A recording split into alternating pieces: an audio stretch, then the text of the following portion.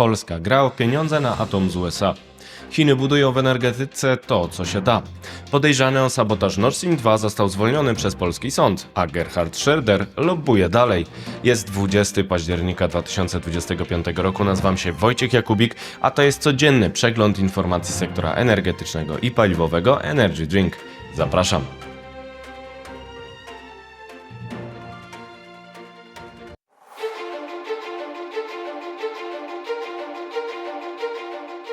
Partnerem kanału Energy Drink jest Orlen.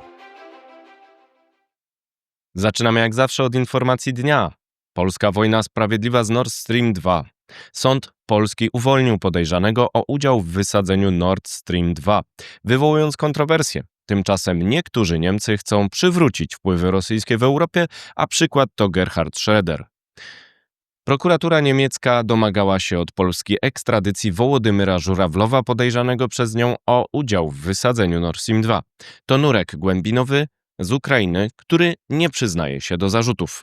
Ukrainiec został uwolniony z aresztu 17 października po tym, jak sąd w Warszawie orzekł, że, cytuję, strona niemiecka w ramach europejskiego nakazu aresztowania przesłała jedynie bardzo ogólne, formalnie wymagane w takim postępowaniu informacje dotyczące czynu. Sąd okręgowy w Warszawie nie ma jurysdykcji w zakresie ustalenia, czy to ścigany był współsprawcą wysadzenia rurociągów Nord Stream 1 i 2, ani oceny jego winy i niewinności, zastrzegł sędzia Dariusz Lubowski. Wysadzenie infrastruktury krytycznej dowolnego państwa w czasie pokoju przez wrogie służby specjalne czy grupy terrorystyczne są sabotażem i stanowią przestępstwo sabotażu, przyznał sędzia. Natomiast tego samego rodzaju działania podejmowane przez siły zbrojne, w tym siły specjalne w czasie wojny, ale wojny sprawiedliwej, obronnej, na infrastrukturze krytycznej agresora, nie są sabotażem, a działaniem militarnym o charakterze dywersji, które w żadnym razie przestępstwami być nie mogą. Innymi słowy, Ukraina, o ile to Ukraina i jej siły specjalne, w tym ścigane, czego sąd nie przesądza, zorganizowała zbrojną misję zniszczenia rurociągów wroga, działania te nie były bezprawne. Przeciwnie, były uzasadnione, racjonalne i sprawiedliwe, podsumował sędzia. Tym samym odniósł się do koncepcji wojny sprawiedliwej rozwijanej jeszcze w XV wieku przez Pawła Włodkowica, który uznawał w sporze prawnym na Soborze w Konstancji, że walka w obronie przed bezprawną agresją jest uzasadniona, na przykład w odpowiedzi na najazdy krzyżackie. Kontrowersje wokół uwolnienia Wołodymyra Żurawlowa utrzymują się. Polski sąd odmówił ekstradycji do Niemiec obywatela Ukrainy podejrzanego o wysadzenie Nord Stream 2 i zwolnił go z aresztu. I słusznie, sprawa jest zamknięta, uznał premier RP Donald Tusk. Decyzja sądu wywołała reakcję także za granicą. Polski sąd wydał orzeczenie, które szanuje, ponieważ uznajemy podział władzy. Kiedy wydawane są sądy, szczególnie za granicą, nie jest rolą egzekutywy się mieszać, powiedział minister spraw zagranicznych Niemiec Johann Wadephul. Innego zdania jest rzecznik do spraw finansowych partii ekstremistycznej AfD z Niemiec Kai Gottschalk, który uznał, że Polska powinna mieć zatrzymane środki unijne, ograniczenia na granicy i dodatkowe kontrole zatrudnienia w Niemczech. Według Polski, jeśli nie podoba ci się infrastruktura w Europie, możesz ją zniszczyć. W ten sposób daje ona pozwolenie z góry na ataki terrorystyczne, ocenił z kolei minister spraw zagranicznych Węgier Péter Szijjártó. Kiedy agresor z zagranicy bombarduje twój kraj, możesz w sposób uzasadniony odpowiedzieć poprzez sabotaż jego zdolności do finansowania wojny. To się nazywa samoobrona, odparł minister spraw zagranicznych RP Radosław Sikorski na Platformie X. Należy przypomnieć kilka faktów istotnych w ocenie tej sprawy. Po pierwsze, prokuratura włoska, posiłkując się argumentami proceduralnymi, także odmówiła wydania Niemcom podejrzanego Serhija K., innego Ukraińca, który jest podejrzany o udział w sabotażu Nord Stream 2. Po drugie, w momencie sabotażu z 26 września 2022 roku gazociągi Nord Stream 1 i Nord Stream 2 z Rosji nie były używane. Ten pierwszy przestał tłoczyć gaz w lipcu 2022 roku na mocy decyzji Rosjan, a drugi nigdy nie ruszył do pracy, bo nie uzyskał certyfikacji w Niemczech. Po trzecie, do zdarzenia doszło na wodach międzynarodowych poza jurysdykcją niemiecką. Prokuratura niemiecka podejrzewa, że do podłożenia ładunków mógł służyć jacht wynajęty w Polsce, na którym miały się znaleźć ślady materiałów wybuchowych. Jednakże wokół tej infrastruktury krążyła także flota rosyjska, w tym specjalistyczny statek SS-750 do badań dna morskiego z robotem do prac na infrastrukturze tego rodzaju na pokładzie. Po czwarte, gazociągi Nord Stream 1 i 2 mają różną strukturę właścicielską. Nord Stream 1 należy w większości do Gazpromu, ale resztę akcji dzierżą firmy niemieckie Wintershall Dea oraz E.ON, a także holenderska Gasunie. Nord Stream 2 należy w całości do Nord Stream 2 AG, czyli spółki córki rosyjskiego Gazpromu. Oznacza to, że atak dotknął infrastruktury znajdującej się pod kontrolą Rosji, w miejscu poza jurysdykcją Niemiec i nie był istotny z punktu widzenia bezpieczeństwa dostaw gazu do Europy. Są także zastrzeżenia do wersji zdarzeń autorstwa prokuratury niemieckiej.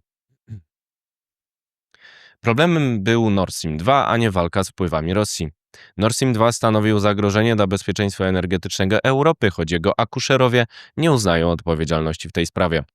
Podczas przesłuchania w Komisji Śledczej Parlamentu Mecklenburgii Pomorza Przedniego były kanclerz, a obecnie lobbysta rosyjski Gerhard Schröder odmawiał przyznania się do roztoczenia wpływów rosyjskich w Niemczech.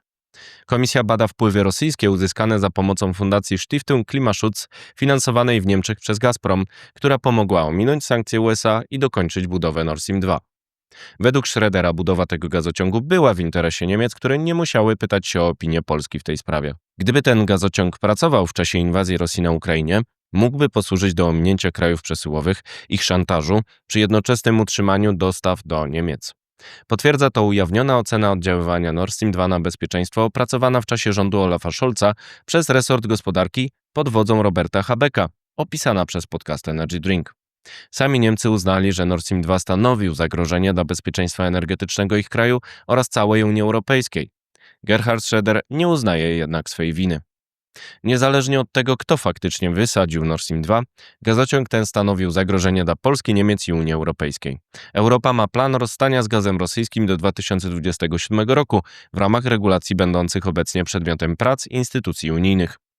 Inwazja Rosji na Ukrainie doprowadziła do blokady certyfikacji tego gazociągu w Niemczech. Władze w Berlinie przyznają, że zatwierdzenie tej infrastruktury byłoby możliwe dopiero po ustaniu przyczyny, to znaczy agresji rosyjskiej nad Dnieprem. Przedstawiciele interesów rosyjskich w Europie, jak Gerhard Schröder, chcą jednak doprowadzić do zmiany podejścia. Na przeszkodzie stoi koncepcja wojny sprawiedliwej, według której jest uzasadnienie blokowania Nord Stream 2 na wszelkie sposoby. Czas na pozostałe wieści, na początek z Polski. Trwa gra o pieniądze. Minister finansów RP rozmawiał z sekretarzem energii USA o finansowaniu polskiej energetyki jądrowej, pierwszym projekcie na Pomorzu oraz małych reaktorach jądrowych Orlen Synthos Green Energy. Bank Gospodarstwa Krajowego rozmawia o współpracy z Bankiem Światowym przy finansowaniu. Odwrót ze Szczecina. Duński Vestas miał według Financial Times wycofać się z budowy fabryki łopat do turbin farm wiatrowych w polskim Szczecinie. Powodem jest spadek popytu w Europie. Ta fabryka miała dać około 1000 miejsc pracy i napędzać rozwój technologii odnawialnych w województwie zachodniopomorskim. Czy nas stać? Minister prezydencki Karol Rabenda ostrzegał podczas Europejskiego Forum Nowych Idei, że, cytuję, budujemy 2 systemy elektroenergetyczne obok siebie, czyli nowe elektrownie konwencjonalne dające stabilność systemowi i źródła odnawialne. Cytuję, należy sobie zadać pytanie, czy na to nas stać? Dodał minister prezydencki. Nie rozstrzygnął, czy prezydent poprze nowelizację ustawy o morskich farmach wiatrowych, ale podnosił, że koszt wsparcia rośnie i być może warto poczekać z drugą fazą offshore. Teraz wieści z Europy. Nie ma chętnych. Aukcja offshore we Francji nie przyciągnęła żadnych chętnych. Iberdrola oraz Ocean Winds, cytowane przez Montel, apelują o zmianę podejścia w kolejnych aukcjach. Podobne ryzyko grozi aukcji offshore zaplanowanej w Polsce na grudzień 2025 roku. Strzelać do dronów. Według The Telegraph siły zbrojne Wielkiej Brytanii uzyskają prawo do natychmiastowego zestrzeliwania nieznanych dronów, jeśli zagrożą instalacjom wojskowym. To odpowiedź na coraz częstsze incydenty z udziałem takich urządzeń w Europie. Rozwód z Rosją. Propozycja legislacyjna Komisji Europejskiej o porzuceniu gazu i ropy z Rosji ma być przedmiotem głosowania 20 października. Słowacja oraz Węgry są przeciwko, ale mogą zostać przegłosowane, bo chodzi o przepisy wymagające zgody większością kwalifikowaną. Zakładają koniec kontraktów gazowych z Rosją do końca 2027 roku i plany krajowe rozstania z ropą rosyjską. Jeszcze wieści ze świata. Awantura w Białym Domu. Według źródeł Financial Times podczas spotkania Donalda Trumpa i Wołodymyra Zełenskiego w Waszyngtonie miało dojść do awantury. Trump miał rzucać mapami, oczekując od Zełenskiego zgody na zawieszenie broni na warunkach Rosji.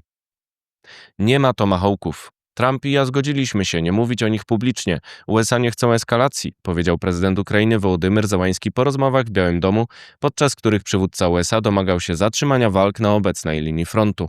Nie ma zgody Waszyngtonu na dostawy pocisków Tomahawk na Ukrainę. Cios gazowy. Atak dronów z 19 października zmusił zakład przerobu gazu w Orenburgu w Rosji do zatrzymania pracy. Może oczyścić 45 miliardów metrów sześciennych gazu rocznie. Jest potrzebny do dostarczenia gazu ze złóż na rynek. Nie wiadomo, kiedy wróci do pracy. Chiny budują wszystko. Center for Research on Energy and Clean Air przyznaje, że Chiny zainstalowały w zeszłym roku więcej źródeł odnawialnych niż działa teraz w całych USA, ale jednocześnie odpowiadały za 93% nowych elektrowni węglowych. To wszystko w materiałach przygotowanych dzisiaj, następna oczywiście już jutro, więc zapraszam Państwa serdecznie.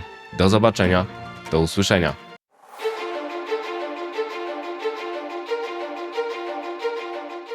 Partnerem kanału Energy Drink jest Orlen.